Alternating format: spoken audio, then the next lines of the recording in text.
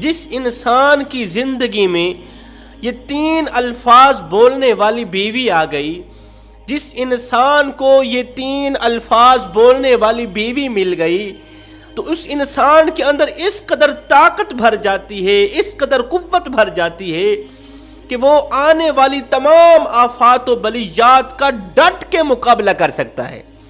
بیوی کے یہ 3 الفاظ شوہر کے اندر اس قدر طاقت اور قوت پیدا کرتے ہیں کہ وہ ہر چیز سے بآسانی مقابلہ کر سکتا ہے۔ یہ 3 الفاظ انسان کو روزانہ نئی زندگی عطا کرتے ہیں۔ یہ 3 الفاظ بولنے والی بیوی جس انسان کے گھر چلی گئی، سمجھو وہ گھر جنت کا ٹکڑا بن گیا، سمجھو وہ گھر جنت کے باغوں میں سے باغ بن گیا۔ اس گھر میں کبھی بھی پریشانی نہیں آئے گی، وہ گھر کبھی بھی مصیبت کی دلدل میں نہیں پھنسے گا۔ جب سورج طلوع ہوتا ہے ان دونوں کو مسکراتا ہوا خوش دیکھتا ہے، اور جب سورج غروب ہوتا ہے اس وقت بھی ان دونوں میاں بیوی کو مسکراتا ہوا اور خوش دیکھتا ہے۔ آخر بیوی کے وہ کون سے 3 الفاظ ہیں جو انسان کو روزانہ نئی زندگی دیتے ہیں، جو انسان کے اندر طاقت اور قوت پیدا کرتے ہیں؟ رسول اللہ صلی اللہ علیہ وسلم آپ مسجد نبوی میں بیٹھے ہوئے تھے، کسی صحابی نے عرض کی، یا رسول اللہ آپ کا فلاں جو صحابی ہے، جو حبشی ہے، اس کا رنگ کالا ہے، نین نقش موٹے ہیں، جو بدصورت سا ہے، ایسے سمجھ لیجیے جو بدصورت سا ہے، لیکن اس صحابی کے مقدر کو سلام، ایک بار نہیں کروڑوں بار سلام، کہ وہ انہی نظروں میں، انہی آنکھوں سے روزانہ میرے کریم نبی کا دیدار کیا کرتا تھا۔ اس کا رنگ کالا تھا، نین نقش موٹے تھے، بدصورت سا تھا۔ کسی صحابی نے کہا، یا رسول اللہ آپ کا فلاں جو کالے رنگ کا صحابی ہے نا، اس کی شادی ہوئی ہے اور ایک ایسی عورت سے ہوئی ہے جو زمانے کی عورتوں میں سب سے زیادہ حسین و جمیل ہے، وہ ہماری عورتوں میں سب سے زیادہ خوبصورت ہے۔ اللہ تعالیٰ نے اس عورت کو بڑے ہی حسن و جمال سے نواز رکھا ہے۔ اس حبشی کی شادی ملکہ کے ساتھ ہو گئی، حسین و جمیل عورت سے ہوئی ہے۔ ابھی یہ بات چیت ہو ہی رہی تھی، اتنے میں وہی کالا حبشی صحابی میرے کریم نبی کی خدمت میں حاضر ہوا، جس کی شادی کی بات چیت ہو رہی تھی۔ وہ میرے نبی کی خدمت میں حاضر ہوا۔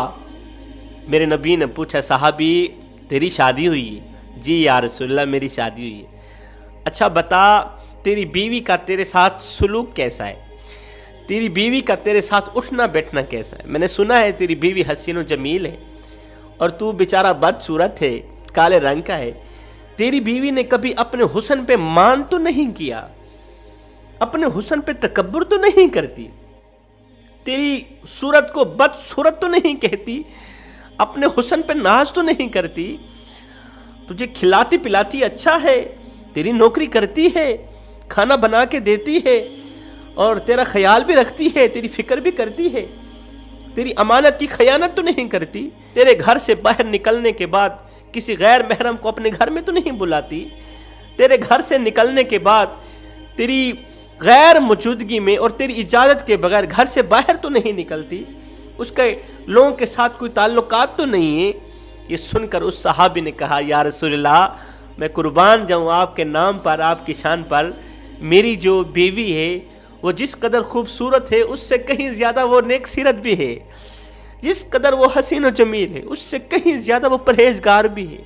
حضور میری بیوی میری اس قدر نوکری کرتی ہے جس قدر ایک لونڈی مالک کی نوکری کرتی ہے، جس قدر ملازمہ مالک کی نوکری کرتی ہے، خدمت کرتی ہے۔ میری بیوی میری اجازت کے بغیر گھر سے باہر نہیں نکلتی، اور میری غیر موجودگی میں کسی غیر شخص کو اپنے گھر میں نہیں بلاتی۔ میری بیوی نے کبھی اپنے حسن پر مان نہیں کیا، اپنے حسن پر تکبر نہیں کیا۔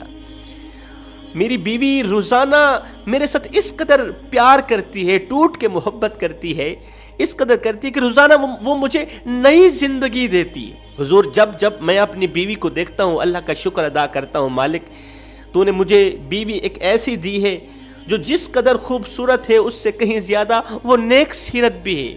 یا رسول اللہ وہ وقت پہ مجھے کھانا دیتی ہے، میرے کپڑے دھو کے دیتی ہے، میرا جوتا پالش کر کے دیتی ہے۔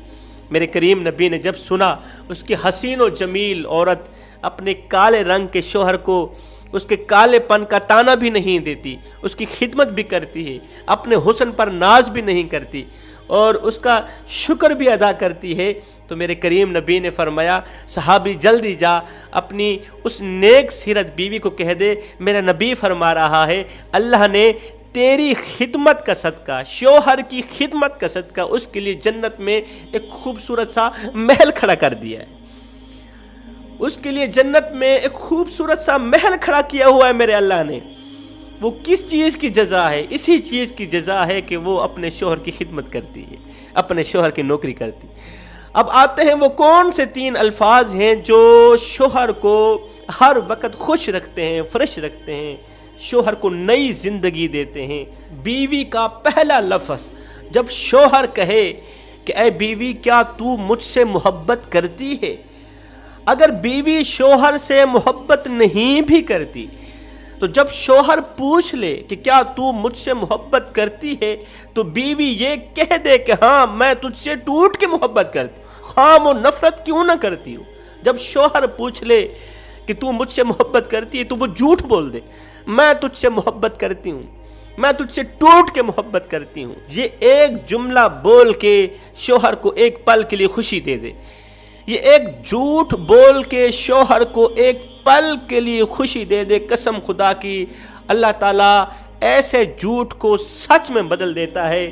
شوہر کو دی گئی ایک پل کی خوشی کے صدقے اللہ تعالیٰ بیوی کے دل میں شوہر کے لیے محبت ڈال دے گا، نفرت کو جڑ سے اکھاڑ دے گا۔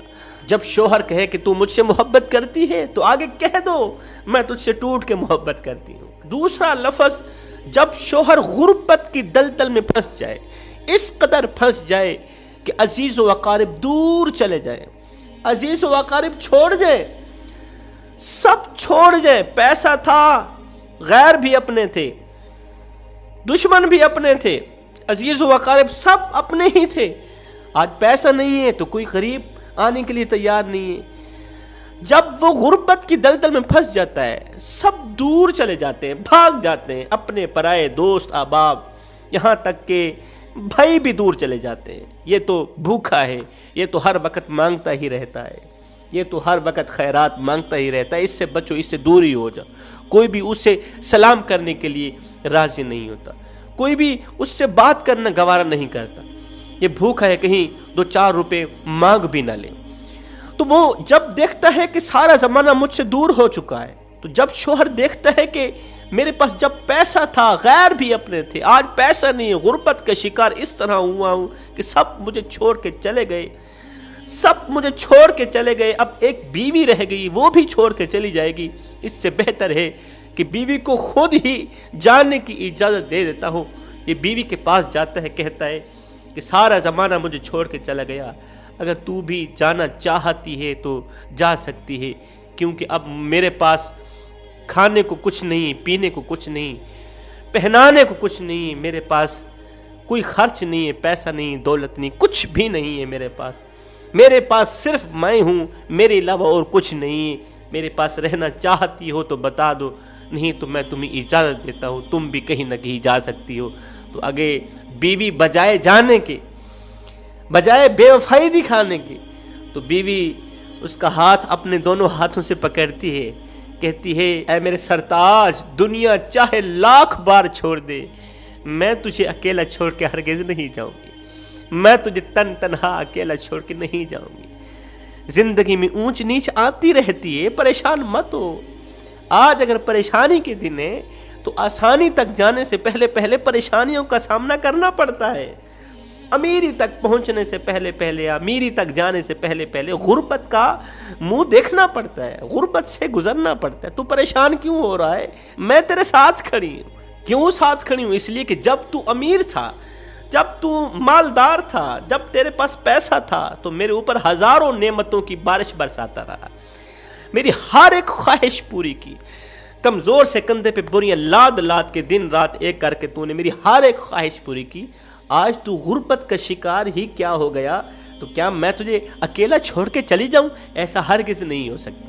تیسرا لفظ جب شوہر ناراض ہو جائے تو بیوی اپنے دونوں ہاتھوں سے اس کا ایک ہاتھ پکڑ کے ہاتھ چوم کر کہے او میرے سرتاج، میں اس وقت تک نہیں سوں گی جب تک تو مجھ پہ راضی نہیں ہوگا۔ فرمایا یہ 3 الفاظ بولنے والی بیوی جس گھر میں چلی جائے اس گھر کو جنت کے باغوں میں سے باغ بنا دیتی ہے، اس شخص کو ہر وقت جوان رکھتی ہے، اس قدر جوان رکھتی ہے کہ اسے بوڑھا نہیں ہونے دیتی۔